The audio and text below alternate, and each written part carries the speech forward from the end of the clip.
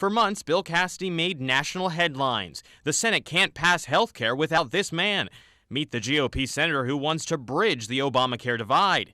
He even made a pit stop on late night. We got to fulfill President Trump's contract, lowering premiums with coverage that passes the Jimmy Kimmel test. He was seen as a wild card, criticizing the health care plans of Republican leadership. He crafted 2 rewrites of his own. But when it came time to vote, those concerns were apparently ignored, as he voted alongside most Republicans in favor of bills undoing the health care law. I have to ask, are you just voting along the party line? Not at all. I am moving to move the process forward. The first vote came on the Senate leadership's bill. Back in January, Cassidy tweeted that if we repeal Obamacare and replace now, no one will lose their coverage. But a report by the nonpartisan Congressional Budget Office said that under the leadership plan, 22 million more people would be uninsured by 2026. Still, Cassidy questioned those numbers and voted in support.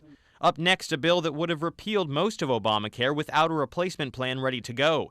In an appearance on Fox News Sunday earlier this month, Cassidy called that idea a non-starter. I'll tell you, it'll be uncertainty in the insurance markets. Premiums will rise for middle-class families. It gives all the power to people who actually don't believe in President Trump's campaign pledges. Again, when the time came, he voted for it. The ayes are 49. The nays are 51. Then, early this morning, Cassidy cast one more vote in support, this time for the so-called skinny repeal of Obamacare.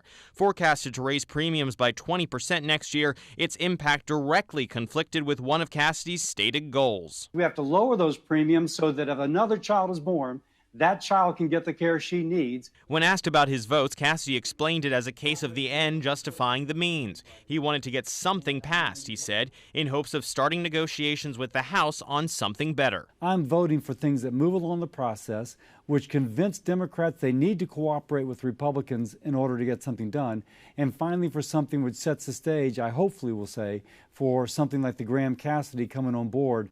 Now, Graham Cassidy, which you just mentioned there, was one of his own reform ideas. It would have involved sending block grants down to states, allowing them to basically make their own health care plans there. Now, even if the skinny plan that he voted for would have gotten through, there was no guarantee it would have gone to conference committee, and then there was also no guarantee that the end result would have looked anything like what the senator really wanted. In the Alert Center, I'm Kevin Frey, WAFB 9 News.